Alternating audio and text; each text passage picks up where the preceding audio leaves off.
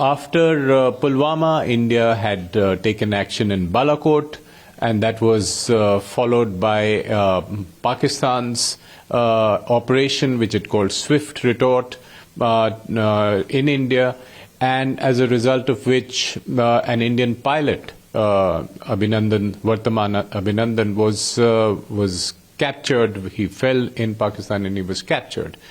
So what I've tried to do is present an account of the coercive diplomacy that took place after that to get the pilot back.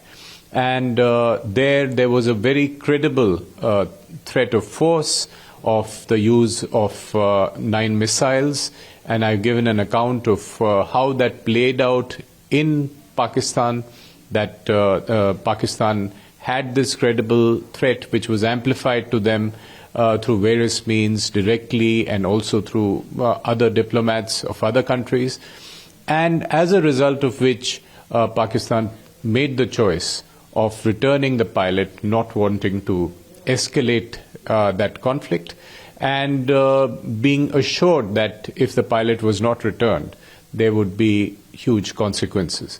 Trying to de-escalate the situation, the Prime Minister of Pakistan attempted to call the Prime Minister of India. And the point also here is that the Prime Minister of Pakistan was then felt obliged to take a decision, because the threat of force was very credible, to return the pilot in order not to escalate the situation. Were we very close to taking an action?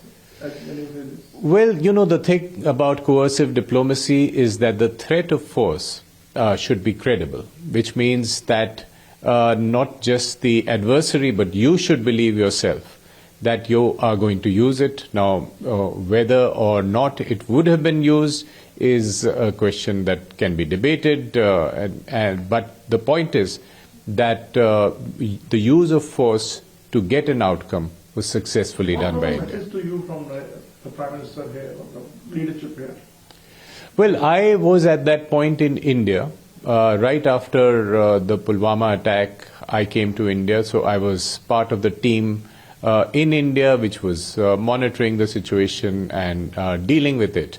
So the message, I think, that was going to Pakistan at that point was very clear, that India was going to escalate the situation in case the pilot was not returned. You also mentioned that, in fact, ISI has tipped off India of an attack. This is very unheard of earlier in the past. Can you just throw some light on this? Well, you know, a lot of things happen which don't come into the public domain between intelligence agencies, so it's not that it's never happened in the past. But what was unusual in the episode I mentioned in my book is that it was escalated to a sort of political level by raising it at the level of the Indian High Commissioner.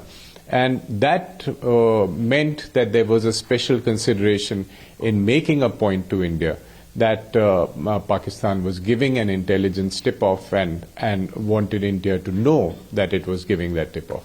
So I thought that was certainly significant. When you said that there was a call, there was an attempted call by the Imran Khan, was this episode mentioned by Prime Minister Modi in some of his speeches? Was that the Qatl ki Raat he was referring to? Yes, the Prime Minister did mention this in his campaign speech. He was talking and he did refer to this episode. But Imran Khan also referred to this episode in his own speech in Parliament, that he had made an attempt to talk to the Indian Prime Minister. And apart from that, there was a conversation in Pakistan's Parliament also, which has been reported by Pakistan's an MP. He mentioned that both Foreign Minister Qureshi and the Army Chief Bajwa came to brief the MPs and said there's a serious the danger of the crisis escalating and India taking hard action, and therefore we should return the pilot. Article 370 was something that took Pakistan by surprise. They hadn't really expected this to happen. And I think it was a symptom of India saying that our Kashmir policy is separate from our Pakistan policy, which is foreign policy, and this is an internal adjustment that we are doing, which Pakistan has no locus standi in it. And Pakistan wanted to react to it, but its options were very limited because it could not at that point use hard power. There was a strong power differential between the countries.